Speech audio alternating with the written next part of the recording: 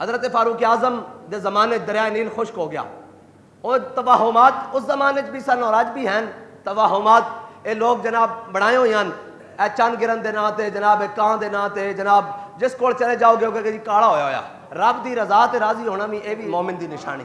وعلی اللہ فلیتوکل المؤمنون. اور مومنوں نوں چاہیے اللہ تے توکل کرن. جڑا اللہ تے توکل کر لے اللہ اس واسطے کافی ہو جاتا.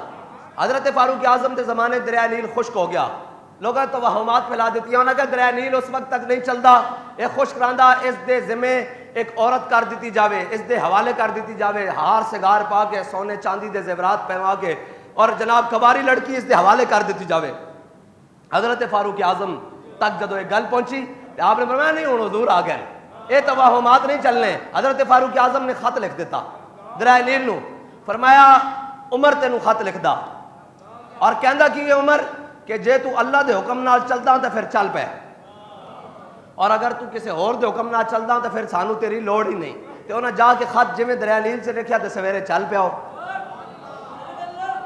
ہن اس دا مطلب ہے کہ فاروق اعظم نے آکھیا بھئی جڑا اللہ دے حکم نال چلدا او مومناں نال چلدا, تے جڑے اللہ دے حکم دی نافرمانی کرے او مومناں نہ کدی چل سکدا نہیں, تے مومناں واسطے کدی فائدہ مند نہیں ہو سکتا جڑا اللہ دے حکم تو بغیر چلے.